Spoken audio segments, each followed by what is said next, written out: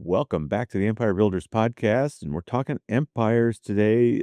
Stephen Semple's there. I'm here. I'm Dave. Gosh, if anybody that ever thought I was reading the intros like that, it's not a thing. Uh, Mystery solved. mystery solved. Never the same twice. So, Stephen, you told me that we're going to talk about Power Rangers today, Yeah. and I think of that like an entertainment franchise sort of thing. Mhm. But also what? Also toys, They are also toys, like, yes. which came was it one of those things where it's like, "Oh, we're gonna invent this toy, and then we're gonna have an entertainment program to go along with it to," or because these things seem to go hand in hand these days. Yeah, and it very much was hand in hand. The 2 kind of came about came about very much together.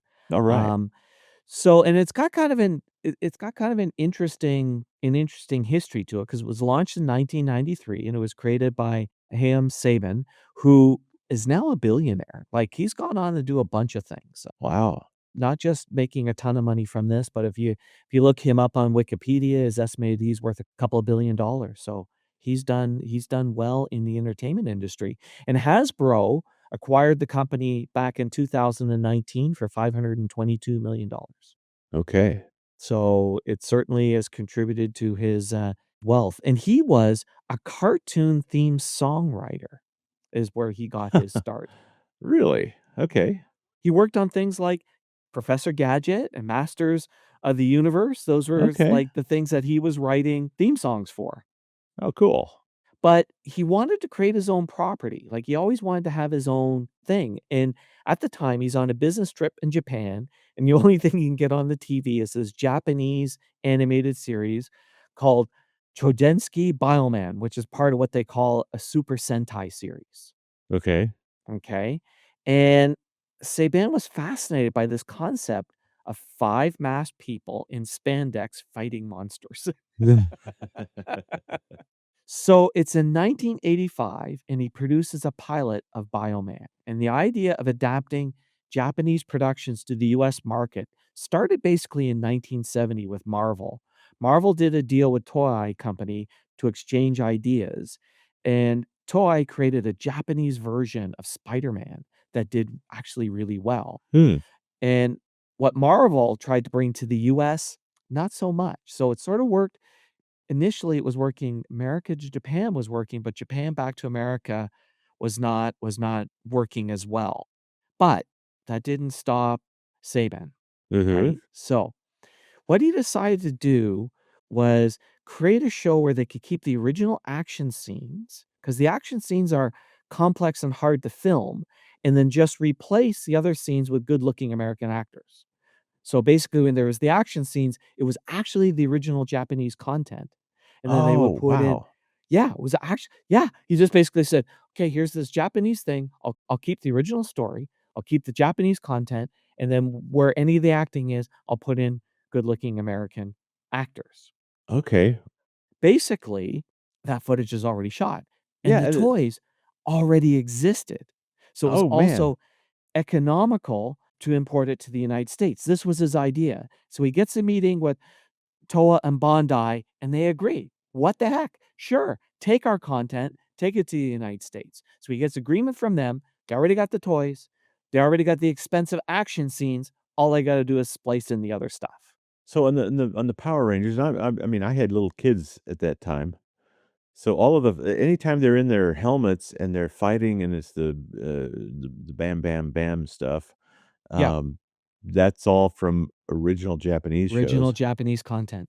At and least that's how it started. I don't then know as it progressed whether they changed that, but initially, yes, yeah, that's what it and so was. then when they take their helmets off and they're just sitting around the Power Ranger den or whatever it is. Yep, Yeah, okay, wow, what a cool idea. I mean, right. a interesting way to mash up content.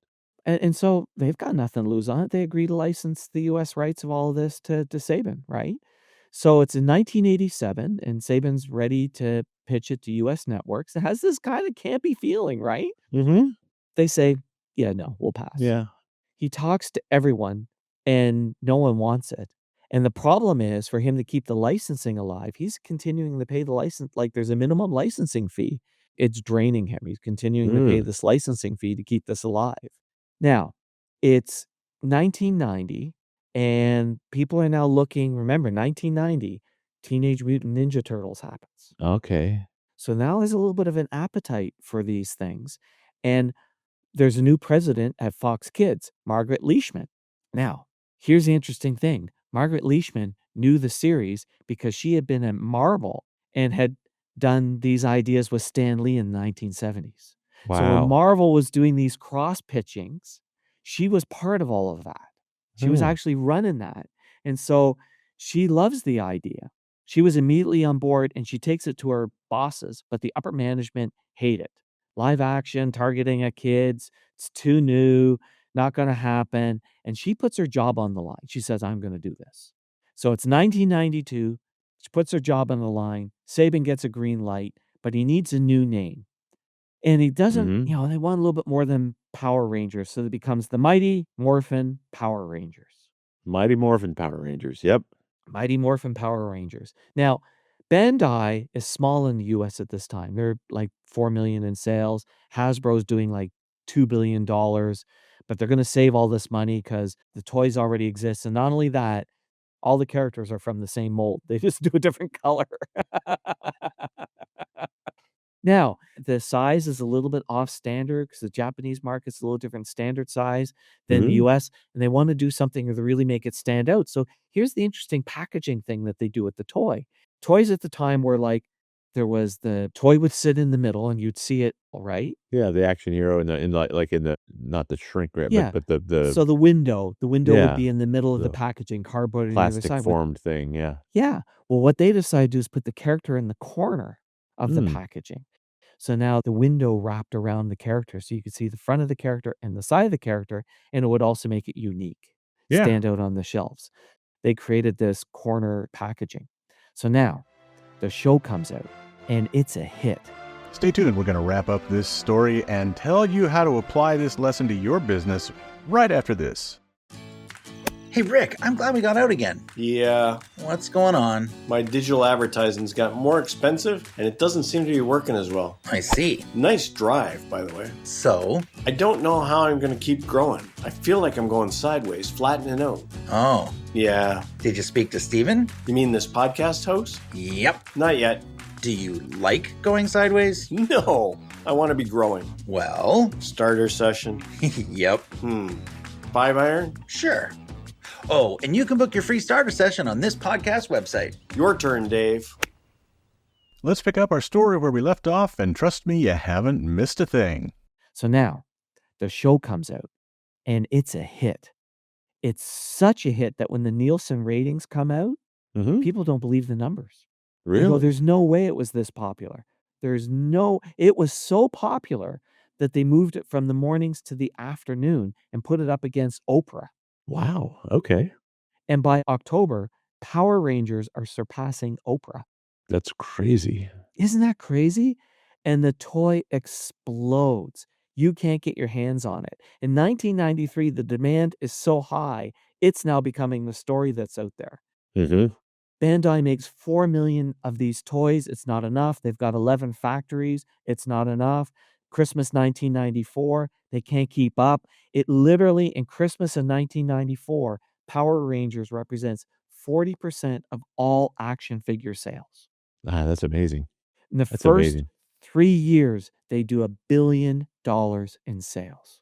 Outstanding. And, you know, I Isn't that had crazy? I had a niece that was really into the Power Rangers. Is that right? My kids really weren't, um, but, uh, yeah. Wow, what a cool thing. That's a lot of plastic. Yeah, what I really liked was how Saban, he saw this idea in Japan.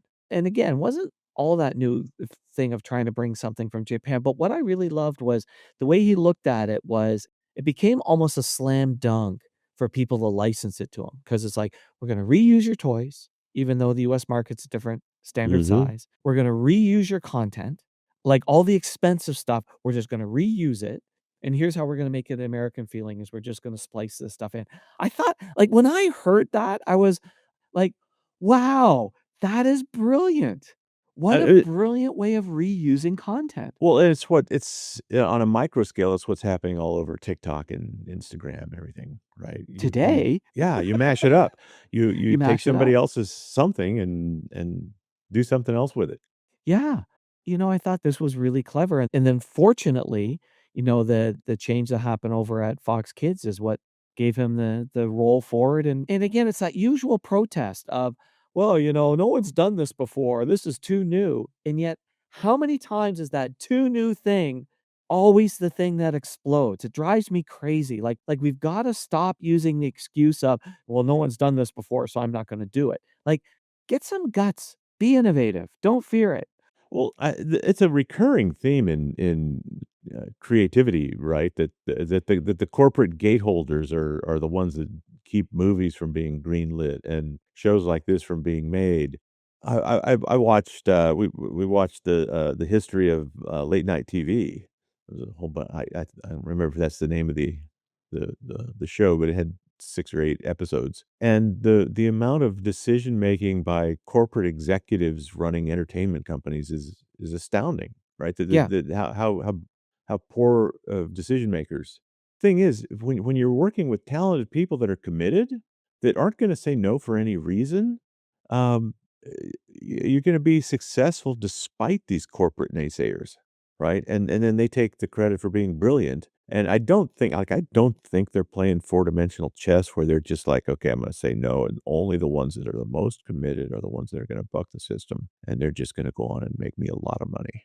I don't I don't think they're doing that. I No, think they're trying to analyze and think that they know exactly what the market wants. absolutely. And, it's interesting. Go back to HBO, right? Mhm. In the Empire Builders podcast. Mhm. What made HBO so successful? They basically said, if we hire the best screenwriters and the best producers, just let them do it. They gave them complete free reign. And look at how many amazing, unbelievable, incredible shows come out of HBO, and they do not have the biggest budgets. Yeah, there's a documentary, on Paul Rubens, um, that I watched yesterday as well, and he was Pee Wee Herman, right? And, it was one of those HBO things, like, they gave him once they saw his show that he did, they gave him free rein to create Pee Wee's Playhouse, and they didn't mess with him. They didn't mess with him. Now, it's a complicated story. It's a really cool it was actually a pretty cool documentary, and it's him setting the record straight, before he died in 2023. Well, and I suggest on this whole idea of creativity, I'm gonna suggest people go back and listen to HBO. Do you wanna know what I just looked it up. Do you wanna know Uh-huh. why I couldn't remember what episode number it Was was? it like Guess what 2? number it was. 2! Was Yes, it? episode number 2. Like, holy crap, it was a long time ago. But here's the other interesting thing, we see this in advertising all the time. There's certain sectors where I've been out speaking to people, and they'll say, "Well, hey, have you done much work in that space?" And it's like, "No." But Pray that I haven't, right. right? And then all of a sudden we'll do a couple and get some real traction, and then all of a sudden everybody wants to hire us, and here's the trick. Those later people are paying way more to hire us, right? It's like I work with a private jet company, and they asked me, they said, "Have you ever done anything with aviation?" "No." "Have you ever done anything in transportation?" "No." And they said, "Why do you think you can be successful with us?" I said, "I know how to get people to buy a Rolex watch." Yeah. What difference is that? A Rolex watch is a unnecessary luxury, and I know how to get people to buy a Rolex watch, so I know how to get people to buy your planes. Anyway, it's just interesting. It's funny how, here's a blanket suggestion to anybody that's in an industry, right? I had a dental client years ago that didn't go anywhere because, "Oh, gee, Dave, you've never done websites and marketing for dental companies before." It's like, "Well, why do you think your website looks like all the other dentist websites?" Because that's your criteria, Right. The right? criteria And is right. What you should be doing, and look, this is the theme of this podcast. yeah. Look elsewhere. Mhm. Look elsewhere and find things. Be inspired by other industries and other cities and other places. Starbucks was inspired by Italy. Saban was inspired by Japan. Yeah. Other ones, or solve a problem, right? Like the empires come from either inspiration from somewhere else or a problem that the person is suffering with himself, like Dyson. I couldn't get the vacuum cleaner to frickin' work. Yeah. So I'm gonna make a better vacuum cleaner. That's it. Don't look inside your industry Yeah. because then So you're if just a you're follower. here's the simple piece of advice, right? If you're in a big city, pay attention to what conventions are coming to town. All right. And if it's a convention that's in just a totally different industry than yours, buy a ticket. Go to it. Buy a ticket, go sit in on some sessions, walk around the exhibit hall and meet some people. And you're going to come away from that thinking differently about your own business. Absolutely Um, are. and once you figure that out, then travel to Las Vegas. Go to a big convention that's not in your wheelhouse. Absolutely. And I'll give one other Vegas tip. If you're wanting to figure out how to display things, freaking go to Vegas. Uh-huh. The stores in Vegas got that completely figured out how to display things. But this is cool. Wow, we went down an interesting path. What was the topic? Power It's always Power Rangers. Rangers. Well, we morphed. Yeah, we did. We mightily morphed into a different kind of conversation, but it's exactly what they did, right? It's exactly what they did. Cross-pollinate your ideas and steal like an artist. There you are. All right. Thanks, Awesome. Steven. Thanks, David. Thanks for listening to the podcast. Please share us, subscribe on your favorite podcast app, and leave us a big, fat, juicy 5-star rating and review at Apple Podcasts. And if you'd like to schedule your own 90-minute empire building session, you can do it at empirebuildingprogram.com.